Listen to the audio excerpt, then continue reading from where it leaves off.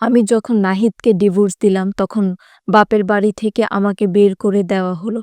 আমি কোনো অনুযোগ না করে নিজের প্রয়োজনীয় জিনিসপত্রগুলো নিয়ে বাসা থেকে বের হয়ে এলাম।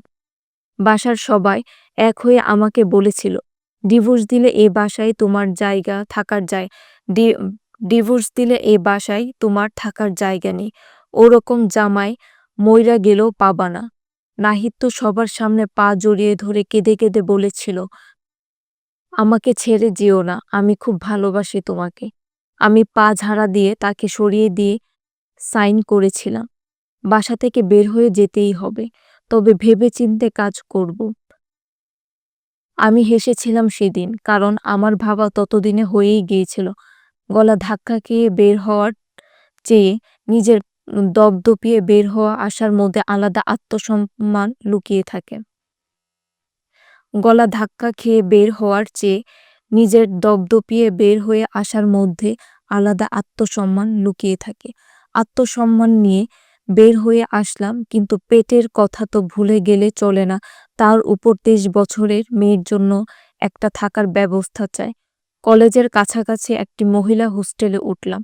টুকটাক টিউশনি করি, বেতন খুবই কম।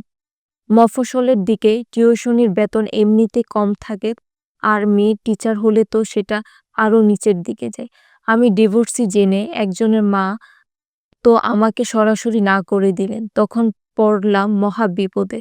সামনে অনার্স ৪র্থ বর্ষের ফর্ম ফিল আপ, হোস্টেল ভাড়া, খাওয়ার খরচ সব মিলিয়ে আমার অবস্থা পাগল প্রায়। বেশিরভাগ সময় আমি রাতের মিল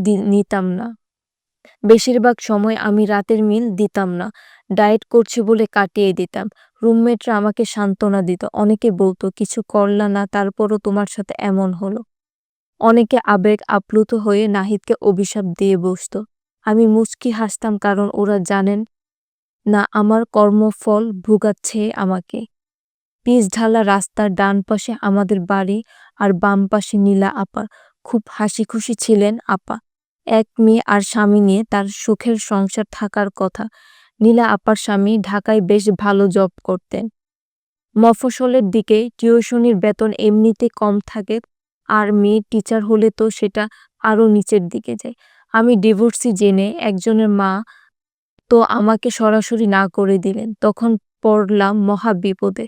সামনে অনার্স ৪র্থ বর্ষের ফর্ম ফিল আপ, হোস্টেল ভাড়া, খাওয়ার খরচ সব মিলিয়ে আমার অবস্থা পাগল প্রায়।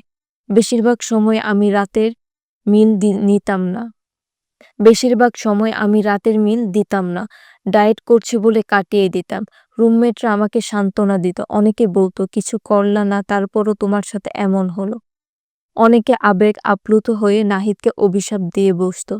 আমি মুচকি হাসতাম, কারণ ওরা জানেন না আমার কর্মফল ভোগাচ্ছে আমাকে। পিচঢালা রাস্তার ডান পাশে আমাদের বাড়ি, আর বাম পাশে নীলা আপা। খুব হাসিখুশি ছিলেন আপা। এক মেয়ে আর স্বামী নিয়ে তার সুখের সংসার থাকার কথা। নীলা আপার স্বামী ঢাকায় বেশ ভালো জব করতেন।